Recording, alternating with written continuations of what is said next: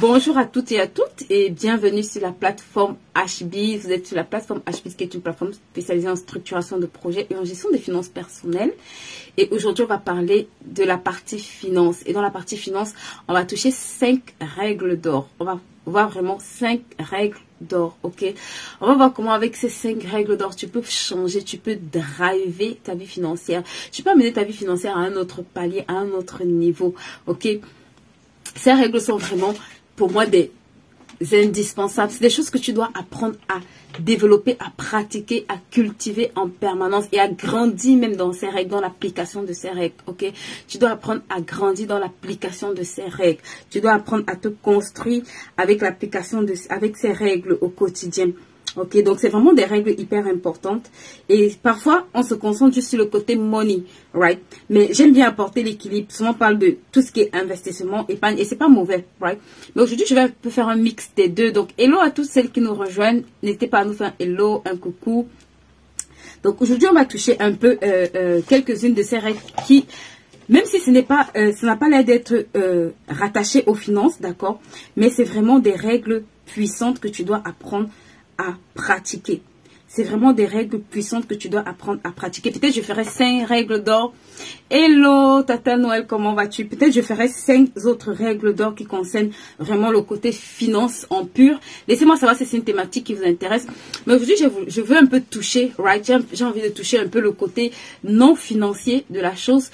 Parce que souvent on met l'accent sur tout ce qui est épargne, sur tout ce qui est investissement, et c'est pas mauvais, ok? C'est tout aussi, je veux dire, ce sont des bonnes règles aussi qu'il faut se connaître. Mais j'ai vraiment envie de te dire une chose qui est importante, c'est tout ce qui n'est pas d'abord financier. Et ensuite, tout ce qui est financier aussi. Parce que ce qui soutient, tu vois, ta progression financière, ce n'est pas tant l'argent, d'accord? C'est tout ce côté immatériel aussi. Donc, l'une des premières règles avec laquelle on va commencer, d'accord? Et qui est vraiment une règle que tu dois appliquer en permanence. C'est une règle qui nous coûte cher, d'accord? Et je me rappelle que quand j'ai commencé à comprendre la puissance de cette règle, coucou Francine, comment vas-tu? Comme la plupart, vous voyez, parfois, on est juste concentré sur le côté money, money, money. Mais je t'assure que quand tu comprends ces règles-là qui, parfois, n'ont pas toujours trait, ou qui ne s'apparentent pas toujours trait à l'argent, ça amplifie, en fait, d'accord, le côté financier dans ta vie. Donc, la première règle avec laquelle je vais commencer, c'est l'humilité. Ok? Très souvent, on pense que l'humilité, c'est juste dans certains domaines. Mais l'humilité est l'une des plus grandes règles financières que tu dois apprendre à appliquer. Ça fait partie des grandes règles financières que tu dois apprendre à appliquer en permanence, d'accord? Parfois, il arrivera que tu ne te rends pas compte que tu manques d'humilité. Mais fais un check-up, ça veut dire, et des moments dans l'année où tu fais ton bilan. Par exemple, là, on est sur le 6e mois. Ce 6e mois, si tu peux décider de faire ton bilan, ce 6e mois, si tu peux décider, d'accord, que ce sera le mois où tu vas t'asseoir pour faire le bilan dans ta vie financière. Et je vais te donner ces 5 règles d'or pour que tu puisses vraiment faire un bon bilan avant de te concentrer sur la partie aussi matérielle, financière de la chose. Donc, l'humilité, c'est vraiment la première règle avec laquelle je vais commencer ce live. Pendant que tu partages encore, que tu invites encore d'autres femmes pour moi, que tu tagues encore d'autres femmes à ce live. Vous savez, la particularité de l'humilité, c'est que la Bible dit que l'humilité précède la gloire. Ça veut dire que derrière chaque personne qui a la gloire durablement, tu vas observer que c'est quelqu'un d'humble. Coucou Michel, comment vas-tu? Tu vas constater que c'est quelqu'un de très humble. Je vais vous expliquer pourquoi. Souvent on dit que le pauvre est orgueilleux. Et on ne comprend pas vraiment ce que ça veut dire, right? Mais l'humilité a cette particularité que ça te fait comprendre dans le domaine des finances que tu as besoin d'apprendre. Tu as toujours besoin d'apprendre. Et pour accepter apprendre, il faut être humble. Pour accepter que quelqu'un d'autre t'enseigne, il faut être humble. Pour accepter que quelqu'un d'autre t'apporte des connaissances que tu n'as pas, il faut être humble. Pour accepter que quelqu'un d'autre parle et tu puisses prendre des notes et appliquer, il faut être humble. C'est pour ça que vous allez voir, les riches sont très humbles. Ils sont toujours prêts à payer, même des personnes qui sont moins riches que eux, pour avoir les connaissances de ces personnes-là. Ils n'ont pas honte d'aller payer. Ils n'ont pas honte même de demander. Ils n'ont pas honte. Vous allez voir, c'est les gens qui vont vous demander même les questions les plus bêtes. Là où toi tu penses que c'est une question bête, tu ne peux pas poser. Lui, il vient te demander en fait simplement parce qu'il a compris que, en fait, L'humilité, c'est accepter apprendre des autres. C'est accepter que d'autres apportent à ta vie, t'aident à construire. Je dis toujours que personne ne devient riche seul. Personne ne se construit seul, personne ne grandit seul. Même quand tu viens au monde, tu ne viens pas au monde seul. Dieu permet que tu viennes au monde via quelqu'un. Dieu utilise un canal, d'accord, pour te faire venir au monde, pour te nourrir, pour te linger, pour te soigner, jusqu'à ce que tu arrives à un certain niveau. Donc, dans le parcours, d'accord, dans ton parcours financier, tu as besoin de personnes qui vont te prendre, te porter, te laver, te nettoyer, croire en toi, te motiver, te booster, te challenger, te discipliner. Tu as besoin de ces personnes-là qui vont investir en toi. Et si tu n'es pas assez humble, parce que parfois ce seront des personnes que quand tu regardes, donc tu te dis, mais la personne aura peut-être un niveau d'études inférieur à toi, mais laisse-moi te dire, si tu n'es pas assez humble pour accepter que la personne t'enseigne, tu seras quand même assez humble pour aller demander du travail à ces personnes, parce que c'est ce qui se passe. Parfois les gens, quand quelqu'un m'a dit un jour, je ne peux jamais apprendre de quelqu'un d'autre, vous voyez. Mais je lui ai dit, mais tu pourras... Mais en fait, quand j'y pense, je me dis, mais tu peux travailler pour cette personne parce que tu es en train de chercher du travail. Et si cette personne a l'opportunité de te donner le travail, tu iras travailler pour cette personne, d'accord? C'est souvent ce qu'on fait. On dit, ah, la personne n'a pas fait de grandes études. Mais derrière, quand tu as un CV, je te rassure que quand tu vas déposer, si la personne t'appelle et il te donne la rémunération que tu veux, tu vas aller travailler pour lui. Donc, ce n'est pas une affaire comment je dis ça? C'est pas une affaire de diplôme. Ok, c'est pas une affaire de diplôme. En fait, souvent on se perd un peu. Et puis, non, qu'est-ce qu'il a m'apporté? Quel niveau il a? Dans mon pays, il y a des gens qui n'ont même en France, des études montrent que 40% des chefs d'entreprise en France n'ont pas le bac. Mais guess what? Ils emploient des gens qui sont allés à l'université. Ils emploient des gens qui sont diplômés, qui sont doctorats, qui sont des professorats. Ils les emploient. Donc, lui qui n'a en apparence rien à t'apporter est quand même ton patron. Donc, tu as toujours à apprendre des personnes. L'humilité doit te faire désirer apprendre, ma soeur. Que la personne soit devant toi, que la personne soit derrière toi, que la personne soit à un niveau inférieur à toi. C'est une personne qui peut t'apporter de la valeur. C'est une personne, même en regardant faire cette personne, tu peux apprendre énormément de choses. Une des clés que moi je pratique, c'est qu'à chaque fois que je vois quelqu'un, j'essaie pas de me dire que... J'essaie toujours de me poser la question, qu'est-ce que cette personne fait de bien qui peut m'enseigner? Qu'est-ce que cette personne a de bon? Dans quelle sphère en fait? Parfois c'est juste le calme de la personne. Mais la Bible dit que le sage écoute. Ça veut dire que parfois tu as besoin de regarder quelqu'un et d'apprendre même à développer la capacité d'écouter. Peut-être la personne n'aura pas des compétences financières à te donner, peut-être des idées d'investissement. Hello Tata Josiane. Des idées d'investissement, right? Mais juste la façon dont la personne aura une telle maîtrise d'elle. Juste la façon dont la personne aura une telle peut-être discipline en matière d'écoute. Ça doit te permettre d'apprendre. Donc quand tu regardes quelqu'un, ma soeur, ne regarde pas justement les gens disent, oh elle est trop bavarde, oh elle est trop folle. Oh, ça c'est des foutaises en fait. Demande-toi qu'est-ce qu'il y a de bon dans cette personne qui peut m'enseigner. Parce que chacun transporte quelque chose. Chacune des personnes que tu vas rencontrer transporte quelque chose, aussi minime soit-elle. Et beaucoup de gens ne se rendent même pas compte qu'ils transportent cette chose. Moi, quand j'arrive quelque part, je vous assure, mes yeux sont en radar d'observation. Parce que si je comprends, si j'arrive à capter 1, 2, 3 choses, ça me permet de m'améliorer. D'accord? Ça me permet de grandir. Donc, vraiment, tu dois apprendre à être assez humble pour apprendre des autres personnes. Et l'une des façons aussi d'apprendre d'autres personnes, c'est de lire. Parfois, les gens vont écrire des livres. Toi, tu ouvres le livre, ton problème, ce sont les fautes, ton problème, c'est l'orthographe, ton problème. Mais jamais, qu'est-ce que la personne essaye de me transmettre? Il faut qu'aujourd'hui, quand tu commences à ouvrir un livre, même si le français qui est dedans est catastrophique, même si le français qui est dedans, je ne dis pas qu'on doit écrire des livres brouillons, d'accord? C'est pas ce que je dis. Mais je dis, concentre-toi pour te demander quel est le message qui peut me faire grandir au sortir de ce livre. Il y a des personnes qui me disent, oh non, moi quand je lis le livre, je trouve que le français est africain, je trouve que le français c'est ceci. Et puis j'ai envie de dire à la personne, et puis qu'est-ce que ça t'apporte? Le plus important, c'est pas le français, c'est qu'est-ce que ça t'a apporté? Qu'est-ce que ça t'a permis d'ajouter comme aspect, comme plus-value à ta vie? S'il te plaît. C'est pour ça que beaucoup de personnes, parfois, restent au même niveau. Tu dois être assez humble, ma soeur, pour demander à quelqu'un, comment tu fais telle chose. La Bible dit que le riche et le pauvre se rencontrent. Quand j'ai lu ce verset, je me suis dit, mince, si les deux se rencontrent, pourquoi l'un ne prend pas conseil auprès de l'autre? Parce que l'autre manque d'humilité. Le problème du pauvre, c'est qu'il manque d'humilité pour aller demander au riche, comment tu réussis à faire ça? Montre-moi comment tu fais. Dis-moi qu'est-ce que tu as fait que ça marche. Enseigne-moi. Pour le surpasser même.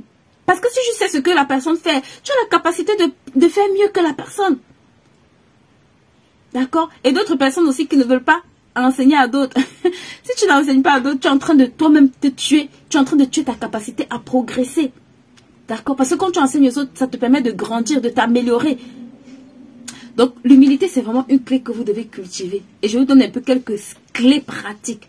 Parfois, ce n'est pas juste de rester calme, de dire oui, oui, oui. C'est pas ça, toujours être humble. D'accord? L'humilité, c'est de savoir que je ne connais pas tout et que d'autres personnes peuvent contribuer à m'apporter de la valeur, quel que soit le niveau auquel tu atteins. S'il te plaît, quel que soit le niveau que tu atteins.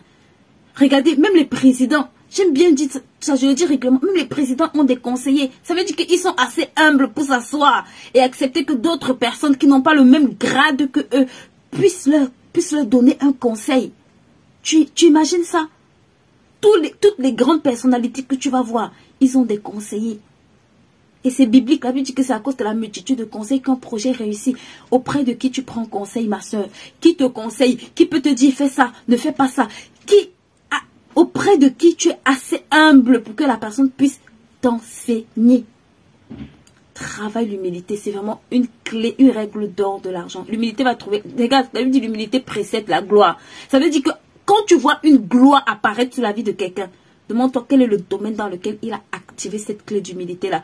Souvent, on entend ça comme le fait de s'asseoir et d'être calme et d'être... Non.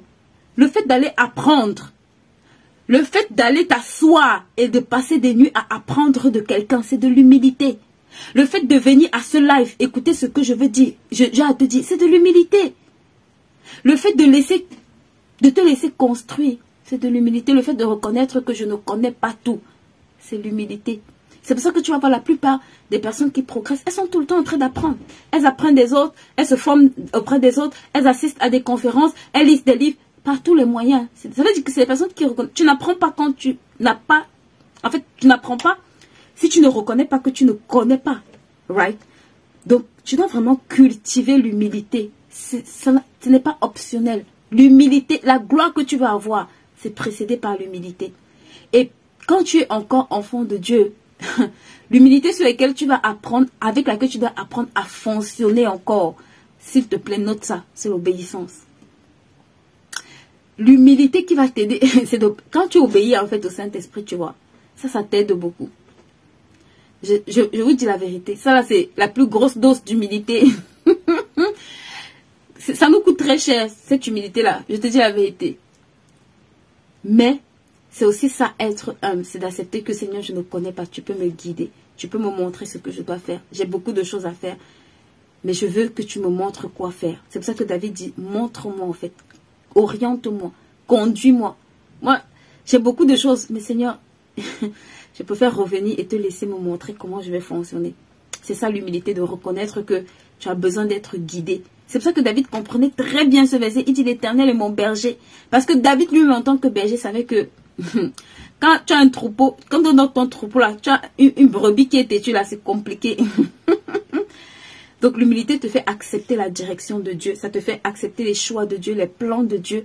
Et c'est là-dedans qu'il y a aussi la provision. C'est là que se trouve aussi la provision. C'est là qu'il y a, ma chère, c'est là qu'il y a même la paix. C'est là qu'il y a la joie, c'est là qu'il y a l'épanouissement. C'est là où tu es même fier de travailler cet argent et d'en jouir en fait. Et la Bible dit que c'est une grâce pour un homme de jouir du fruit du travail de ses mains. Donc, quand tu es là-dedans, tu vois tellement de choses se passer, tellement de vies transformées, tellement de progrès dans ta propre vie. Donc, la première des clés, s'il te plaît, apprends à travailler l'humilité. Travaille l'humilité. La deuxième des clés, qui est pour moi une des règles d'or, d'accord, de l'argent, c'est la puissance du donner. Ok. Ma soeur, la Bible dit que tel donne librement et devient plus riche et tel épargne à l'excès et s'appauvrit. Vous savez, souvent en matière de donner, dès qu'on parle de donner, les gens pensent qu'il s'agit de donner d'argent. Et ça crée tous les problèmes. Mais je vais te dire aujourd'hui, En matière de donner, il y a 3 choses que tu dois apprendre à donner, à sacrifier. Ton corps, ton âme et ton esprit. Trois dimensions, d'accord? Ton temps, tes dons et tes talents. Et tes trésors. Ton temps, tes dons, tes talents et tes trésors. Ton temps, tes talents et tes trésors. Tu dois apprendre à donner ces 3 choses-là. Tu dois apprendre à donner à ces 3 dimensions. Tu dois apprendre à donner ton temps. Tu dois apprendre à donner tes talents. Tu dois apprendre à donner tes trésors. Ton temps, tu dois apprendre à l'investir. Tu dois apprendre à investir. Quand on dit donner son temps, ce n'est pas d'aller gaspiller, d'accord? C'est donner à faire des choses utiles. Ça veut dire c'est mettre ton temps à la disposition des choses utiles. Mettre ton temps à la disposition des autres et mettre ton temps à la disposition des choses utiles pour progresser dans ta vie. Tu dois apprendre à donner ton temps. À donner ton temps à Dieu, à donner ton temps aux hommes et à donner ton temps pour toi-même. Pour toi-même. D'accord? À Dieu parce qu'il est le maître des temps. Aux autres parce que c'est aussi fait pour bénir d'autres personnes. Et pour toi-même pour grandir, pour pouvoir bénir ces personnes-là. Donc, quand on parle de donner, ça ne concerne pas juste l'argent. Parce qu'en réalité, si tu donnes ton argent et ton temps, tu ne donnes pas, ça ne sert à rien. Si tu donnes ton argent et tu ne donnes pas tes compétences, ce n'est pas complet. Right? Parce que tu seras quelqu'un qui... C'est comme les parents. Vous savez, à la maison, parfois, tu as des parents qui donnent de l'argent pour que leurs enfants grandissent. Mais quand l'enfant grandit, il a grandi dans l'opulence, mais il n'a aucune relation avec ses parents. Il ne connaît pas ses parents. Et parfois, c'est ça qu'on fait, en fait. C'est qu'on va se dire, oh, waouh, je vais juste donner de l'argent. Mais non, tu dois donner de l'argent, c'est une chose. Mais tu dois, avant de te donner de l'argent, te donner toi-même. C'est ce que Paul dit, que avant de donner ton argent, tu dois apprendre à te donner toi-même, à t'offrir comme un sacrifice. C'est toi-même, en fait, que tu donnes. Avant de donner ton argent, avant de donner ce que tu as, tu dois donner qui tu es. C'est pour ça que si tu donnes de l'argent à quelqu'un et tu ne lui donnes pas du temps, d'accord, tu ne lui donnes pas tes talents, il manque un aspect, en fait, ce n'est pas complet. C'est pour ça que même dans une relation, quand tu vas voir que si tu es en relation avec quelqu'un, il te donne juste de l'argent et tu ne le vois jamais, il ne t'accorde jamais du temps.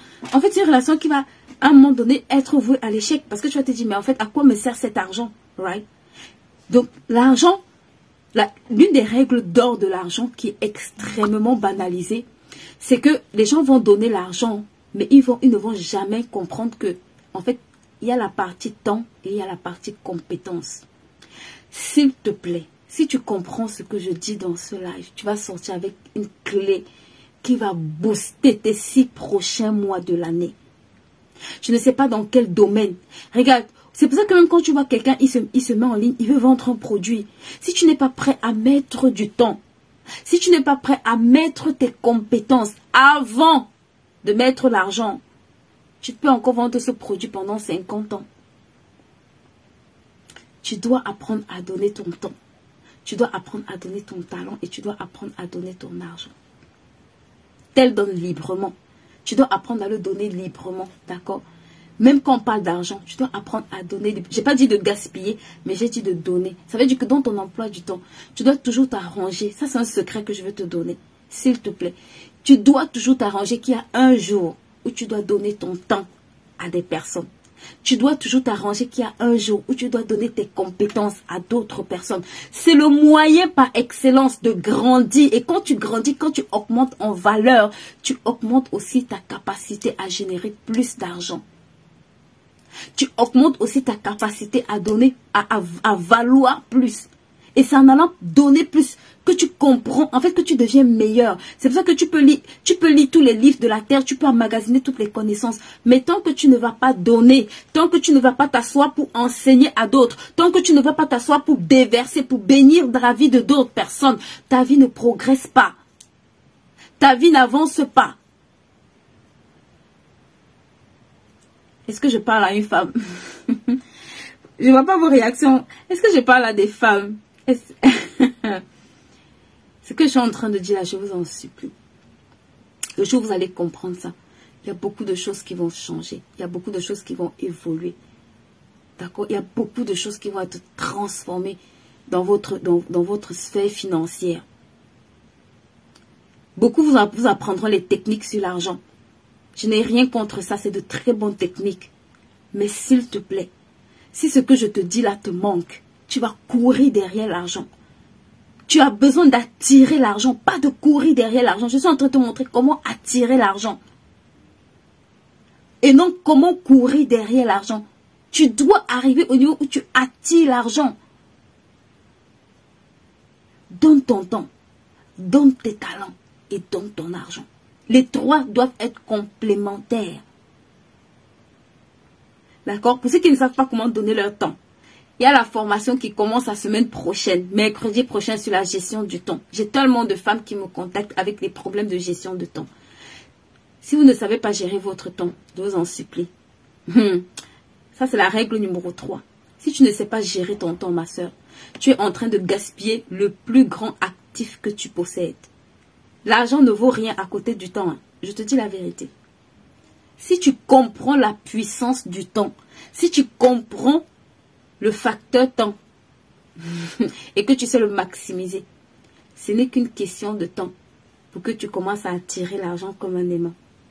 Mais souvent, nous, on est concentré sur l'argent et non sur ces choses-là qui te font devenir un aimant à argent. Qui te font être un, les gens appellent ça money magnet, d'accord? Parfois, quand on entend, on se dit, mais ça veut dire quoi être un money magnet? Tu te demandes, mais comment je vais faire? Ma soeur, l'une des façons d'être money magnet, c'est d'apprendre à être discipliné. La discipline. Regardez, j'aime beaucoup prendre cet exemple. Les athlètes que vous voyez là, nous on va les acclamer. À Roland Garros, on va acclamer. Mais personne ne te dira les 17 années de discipline qui s'infligent à s'entraîner 10 ou 15 heures par jour, à se priver de féculents, de repas, de je ne sais pas quoi, de sorties, à travailler en salle de musculation. Personne ne te dira ça. Personne ne te dira que derrière ça, il y a des vingtaines, des quinzaines et des dizaines d'années de discipline. C'est ça qui fait de toi un money magnet. C'est ça qui fait de toi quelqu'un que les gens vont rechercher. C'est ça qui fait de toi quelqu'un pour lequel les gens seront prêts à payer le prix. Aujourd'hui, si tu mets le prix, si Raphaël Nadal ouvre une école de tennis, il met le prix à n'importe combien, on va envoyer nos enfants là-bas. On est obligé d'envoyer nos enfants là-bas parce que le gars, il a tellement de trophées que nous tous sommes obligés de payer et pour envoyer nos enfants là-bas. Vous voyez? On est obligé de payer pour envoyer nos enfants là-bas. Parce que le gars a tellement investi correctement son temps. Tellement il a maximisé son temps que les résultats parlent en sa faveur. Quelqu'un a dit que le talent, quelqu'un qui travaille dépasse quelqu'un qui a le talent. Je répète ça pour toi. Note ça dans ce chat pour moi. Quelqu'un qui travaille dépasse quelqu'un qui a le talent. Des personnes talentueuses qui n'investissent pas le temps, la discipline, le travail. Ma soeur, ils sont au quartier, ils envient ceux qui n'ont même pas le talent qu'ils ont, mais qui sont disciplinés. Ils envient les personnes qui n'ont pas le talent qu'ils ont, mais qui sont disciplinées. Ils payent les personnes qui ont le talent, qui n'ont pas le talent qu'ils ont, mais qui ont investi dans la discipline pour acquérir ces choses-là.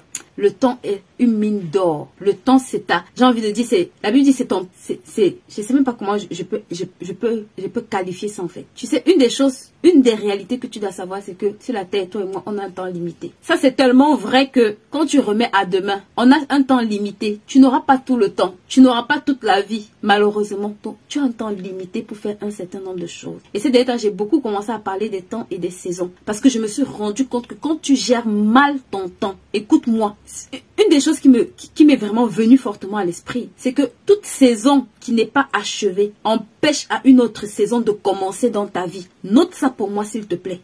Toute saison qui n'est pas finie empêche à une autre saison de commencer dans ta vie.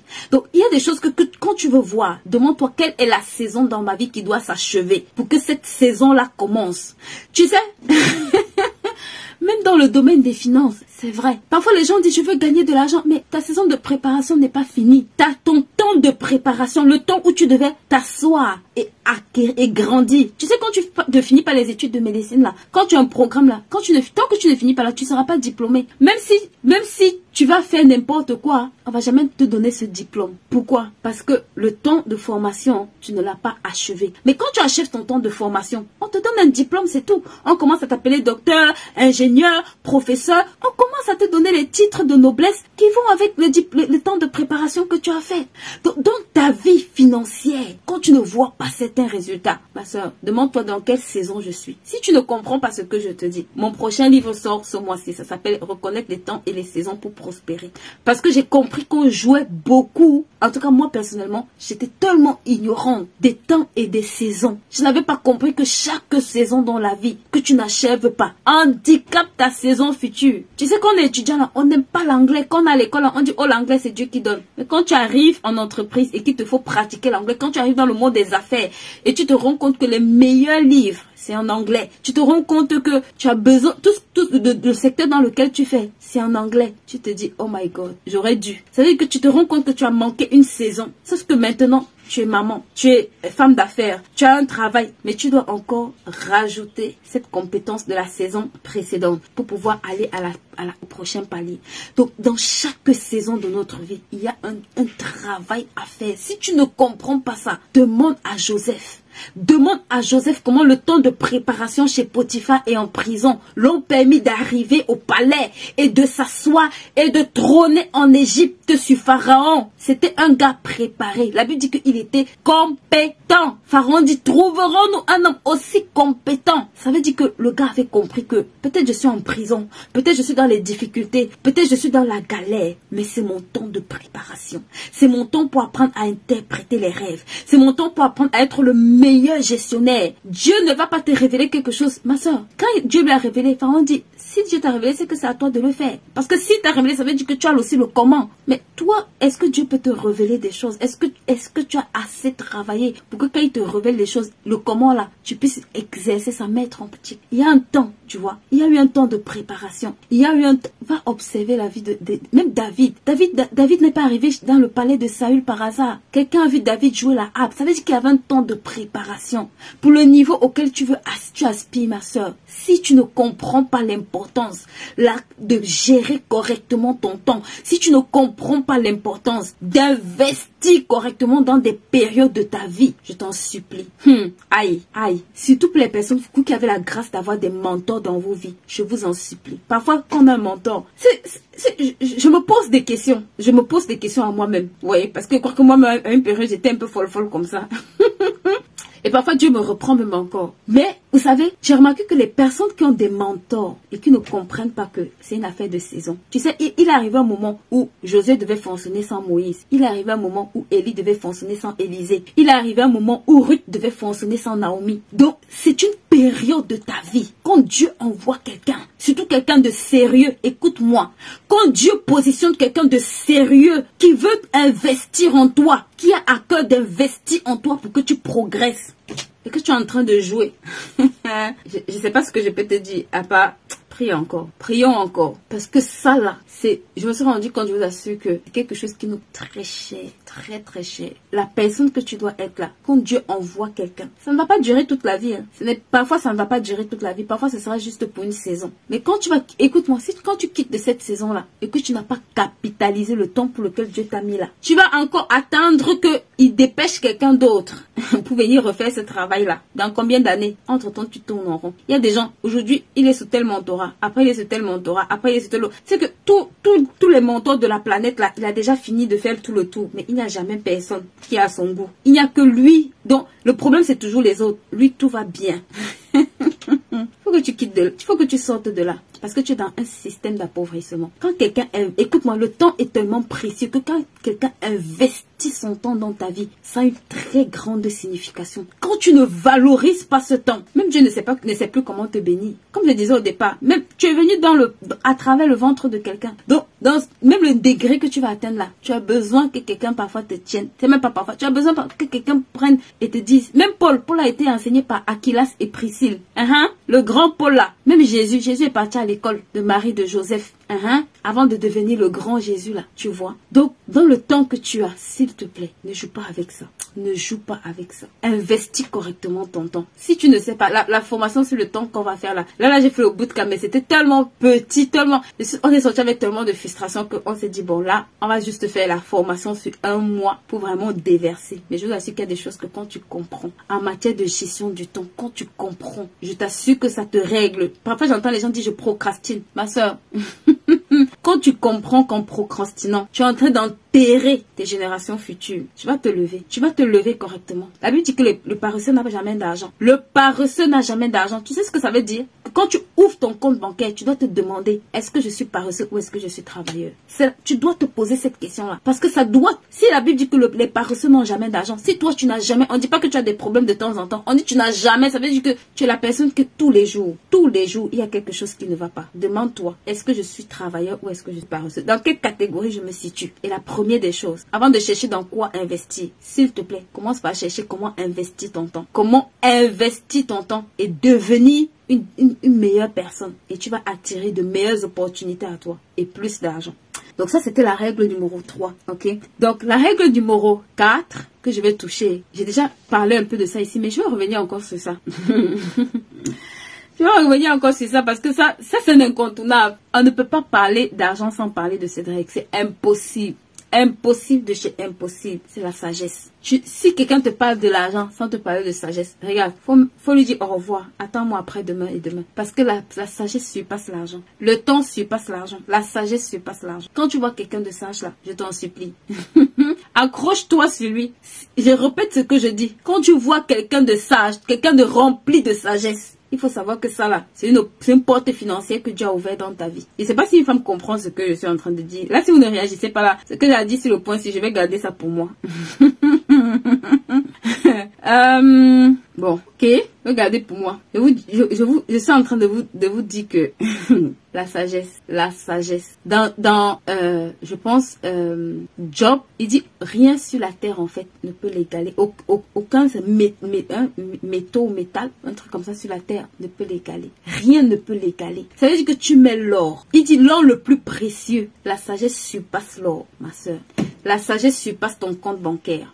Parce que c'est souvent parce qu'on ne comprend pas bien ce que c'est que la sagesse. C'est parce qu'on ne comprend pas bien ce que c'est que la sagesse. Si tu comprends ce que c'est que d'être sage, tu vas prier pour la sagesse plus que pour l'argent. La sagesse, c'est open door of wealthy. Il dit la sagesse tient dans sa main droite. Dans sa main droite, une longue vie. Et dans sa main gauche, richesse et gloire. La sagesse. Tu sais, la sagesse, c'est rien d'autre que de craindre Dieu. La sagesse, c'est rien d'autre. La Bible dit que le commencement de la sagesse, c'est la crainte de Dieu. Il n'y a pas de théorie plus que ça. Vous savez que quelqu'un qui est sage là, c'est quelqu'un qui dit Dieu, je fais comme tu veux que je fasse. Ou accorde-moi la grâce de faire comme tu veux que je fasse. C'est la sagesse. C'est la sagesse, ma soeur. C'est la sagesse. Il dit le commencement de la sagesse, c'est la crainte de Dieu. C'est la sagesse. Quand tu es rempli de sagesse, là, ça ne veut pas dire que tu es fort. Hein. Ça ne veut pas dire que tu connais tout. Hein. C'est pas ce que la Bible dit. La sagesse. Écoute-moi. Le problème, c'est que nous, on pense que la sagesse, c'est juste quelque chose que tu vas demander à Dieu, ça vient. Moi aussi, je pensais ça jusqu'à ce que je commence à écrire le dernier livre qui va sortir sur les temps et les saisons. Et que dedans, je partage en fait des clés. Comment construire un hôtel de sagesse. Parce que quand j'ai compris comment construire cet hôtel-là, oh, il y a beaucoup de choses où je me suis rendu compte que, l'ignorance n'est pas bien. L'ignorance n'est pas bien. Je me suis rendu compte que la sagesse, ma soeur, la sagesse se paye. La sagesse se demande. La sagesse se paye. La sagesse se transfère. La sagesse se provoque. En tout cas, rendez-vous au bootcamp. Rendez-vous à la formation sur la gestion du temps. La sagesse. Si tu ne sais pas comment construire un hôtel de sagesse, s'il te plaît, je t'en supplie.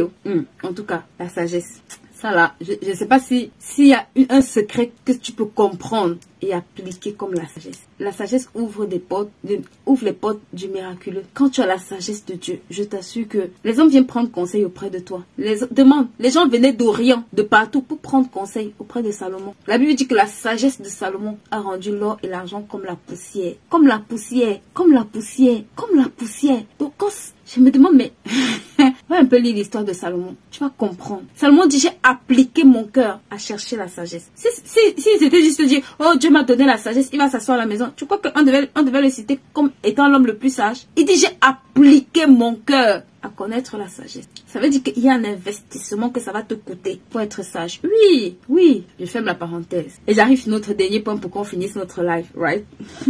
Le dernier point qui n'est pas des moindres et qui aussi est une clé exceptionnelle, d'accord? Vous allez m'entendre la chanter encore et encore et encore. Pour ceux qui n'ont pas ce livre, qui sont sur cette chaîne qui n'avaient pas ce livre-là, contactez-moi. Ça, c'est un livre que vous devez lire. C'est mon tout premier livre. C'est mon best-seller même. Parce que quand j'ai écrit ce livre, je vous assure, j'étais quasiment, je peux pas dire en cri ou en, mais c'était tellement criard en moi de me dire mince, j'ai perdu tellement d'années.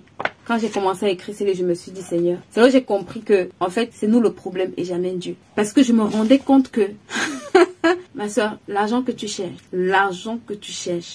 Parfois, je vois les personnes, comment je vais faire pour entrer dans ma destinée? Comment je vais faire? J'ai envie de te dire, ma soeur, upgrade ton service. Upgrade ton service. Il y a un certain nombre de personnes, quand tu commences à servir, même si tu ne connais même pas l'appel qu'il y a sur ta vie, tu vas découvrir toutes les grandes entreprises qui prospèrent aujourd'hui. Même les églises qui grandissent, tous les ministères, associations, mets tout ce que tu veux. Ils ont compris cette clé. C'est la voie de l'élévation, le service. C'est la voie, une règle d'or pour l'argent. Tu as besoin de personnes, ma soeur, pour toi-même aller à un autre niveau. Regardez, une fois je lisais le livre de Darren Hardy. Il dit si tu veux avoir du succès, aide quelqu'un à avoir du succès. Moi je vais te demander qui est-ce que tu aides à avoir du succès? Qui est-ce que tu aides à avoir du succès? Dans le succès de qui est-ce que tu es engagé? C'est une clé. Tant que tu n'es pas toi-même engagé, sérieusement, dans le succès de quelqu'un, je peux te dire, ton succès n'est pas prêt de commencer. Mets ça dans ce chat pour moi. Mets cette clé dans ce chat pour moi. Si là où tu es, tu te dis bon ça marche, ça ne marche pas, c'est pas mon problème. Tu n'es pas encore prêt à avoir du succès. Où est-ce que tu t'investis pour qu'il y ait un succès concret et réel? S'il n'y a pas un endroit où tu es investi pour qu'il y ait du succès et des résultats, tu n'es pas encore prêt pour toi-même avoir du succès. Tu n'es pas encore toi-même prêt pour avoir du succès. Vous savez, hier, j'ai changé un peu avec mon groupe de guerrières sur le service. Et ce que je leur disais que la grâce qu'il y a dans le service, c'est que tu veux ou que tu ne veux pas, dans le service, il y a une grâce qui se transfère. Ça ne dépend pas de la personne que tu sais, ça ne dépend pas de ses humeurs, c'est comme ça. Dieu n'a pas demandé à Moïse, Moïse, est-ce que tu veux que Josué te succède? Il a dit, Moïse, va oindre Josué. Il a dit, Moïse, il y a mon serviteur Josué qui est là-bas, va l'oindre. Il n'a pas demandé à Moïse, ça te plaît, ça ne te plaît pas, tu es content. Il a dit, va le oindre. Regarde Élisée. Élisée demande le manteau. Il dit à son maître de lui donner le manteau. Élie avait compris que, hey, tant que la saison là n'est pas encore finie, le gars ne peut pas recevoir. Et puis ça ne dépend même pas de moi. Il lui dit, oh petit, ce que tu demandes là est une chose difficile. Mais si tu me vois partir, ça veut dire, si tu arrives jusqu'au bout de la saison, du temps fixé, je n'ai même pas besoin d'être là pour que le manteau là te soit transféré. Pour que cette grâce là se soit transférée. Pour que cette capacité là te soit transférée. Mais regardez, Élisée a fait 2 fois plus de miracles qu'Élie. Élisée a fait plus de miracles qu'Élie. C'est parce que tu ne comprends pas l'importance de ça. Que tu peux prendre ça comme ça là. Comme si c'était... Parce que quand tu comprends que ça ne dépend même pas de la personne que tu sais là, laisse qu'il fasse le malin sur ta tête, qu'il soit content, il soit pas content. Reste concentré. Reste très concentré. Fermente s'il le faut. Mais reste concentré s'il te plaît. Parce que, guess what? Ça ne dépend pas de la personne. La grâce qu'il y a sur la vie de quelqu'un là, quand tu le sais, quand tu le ou la sais fidèlement, je te dis qu'elle n'a même pas besoin de prier pour toi, pour que ça te touche. Et tu as besoin de ça parfois pour courir. C'est comme ça que Dieu a fait. Tu as besoin de ça pour accélérer ta marche. Tu as besoin de ça pour aller plus loin. Il y a des personnes qui vont demander, comment je fais pour faire ceci? Comment je fais pour parler en public? Comment je fais? Comment tu fais? J'ai envie de te dire que je sais pas par où je peux commencer à t'expliquer pour que tu comprennes, mais va juste te servir. Sers de tout ton cœur. Sers avec abnégation. Sers comme si c'était ton œuvre. Sers comme... Je vous assure, vous savez, quand vous servez comme si c'était pour vous, tu es capable de faire des nuits blanches, de payer le prix, de crier à Dieu pour dire ce n'est pas normal que on ne soit pas à un autre niveau. Ce n'est pas normal qu'il n'y ait pas de résultats. Ce n'est pas normal de payer le prix, de grandir, de payer des formations, de te former, de grandir. Mais quand tu es en train de le faire pour quelqu'un, guess what? Ça t'aide aussi, parce que la personne que tu es, ça va la construire aussi. Peut-être tu auras l'impression que ça traîne, peut-être tu auras l'impression que c'est lent, peut-être tu auras l'impression que ça ne porte pas du fruit. Mais écoute, dans le process de Dieu là, ça a pris 13 ans à Joseph pour quitter de chez Potiphar pour arriver au palais. Mais il est quand même arrivé. Parce que dans le processus du service, Dieu te bâtit. C'est ça le secret même. Dans le service, si tu te laisses bâtir, Dieu te bâtit dans le service, ma soeur. Ça, c'est la plus grande richesse. Dieu te construit dans le service. Dieu t'équipe dans le service. C'est l'école de formation par excellence. Dieu te donne des capacités, des connexions divines, des opportunités. Donc, il te fait grandir spirituellement, matériellement, financièrement. Si tu comprends ce que tu es en train de faire, je t'assure que ça peut prendre du temps, mais au bout de quelques années, quand tu te retournes, oh waouh, quel bijou en or, quel bijou en or. Vous savez, je suivais une fois le pasteur, je crois au dépôt, et il servait, je crois que c'était le pasteur Kenneth Hagin, et dans une de ses vidéos, il disait que il portait le sac de ce monsieur, je crois qu'il était son traducteur. Il disait qu'il était tellement fidèle. Aujourd'hui, vous voyez, le grand pasteur Oyedepo, il est partout. Oui, mais quand il te parle de Kenneth Hagin, qui était le manteau sur lequel il était, il a même surpassé le niveau de Kenneth Hagin. Aujourd'hui, quand tu vois les stades qu'ils construisent, quand il parle de ça, si je retrouve cette vidéo-là, je me rappelle plus, ça fait vraiment longtemps, ça fait plusieurs années, mais si je la retrouve, je vous posterai sur la chaîne. Dedans, il te parle en fait des clés du succès. Je vous assure que quand il commence à parler de Kenneth Hagin, toi-même, ça te donne la chair de poule. Il dit, il y a des gens dont tu ne dois jamais dire du mal.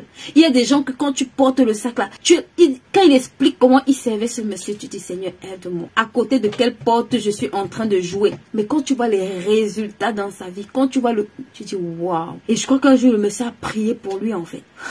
En tout cas, que celui qui a des oreilles pour comprendre, comprenne. Que nous qui avons des oreilles pour comprendre, comprenons et appliquons. D'accord? Moi, je suis pas exclue. J'apprends aussi, je grandis aussi. Et par la grâce de Dieu, je m'améliore aussi. D'accord? Donc, c'est aussi pour moi. Ce n'est pas que le message pour vous. C'est aussi pour moi. Je le prends aussi pour moi, pour m'améliorer, pour changer, pour me corriger. D'accord? Donc, en tout cas, merci d'avoir... Et pour les mamans ici qui ont des enfants, je passe le message. On va commencer le camp de vacances ados. D'accord? Ce sera un bootcamp qui va durer 5 semaines.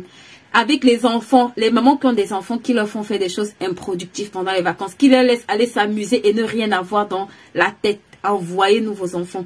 On va les apprendre à faire des montages vidéo, des visuels, à ranger la chambre, à apprendre l'art de la table, à apprendre la propreté, à apprendre à ranger leurs affaires, à apprendre à prendre soin de leurs cheveux, on va parler de sexualité. Vraiment, ce bootcamp spécial vacances, on veut vraiment que les enfants sortent de là avec des compétences. D'accord? On veut vraiment mettre l'accent à découvrir leurs dons et leurs talents pour que sur l'année qui arrive, vous arrêtez j'ai envie de dire, d'avoir vos enfants à la maison et de ne pas les déployer, de ne pas les étirer. Oui, ce sera en ligne, Eliane. Le camp sera en ligne, d'accord? Donc, le camp va commencer au mois de juillet et août. S'il vous plaît, les mamans qui ont des enfants qui sont en vacances, ne laissez pas vos enfants juste s'amuser ces vacances. Le camp va commencer à partir de l'âge de 6 ans. Si ton enfant a déjà 6 ans, il sait lire, écrire, parler, d'accord? Ça va commencer, le camp de vacances, ce sera 5 semaines intenses où il y aura des activités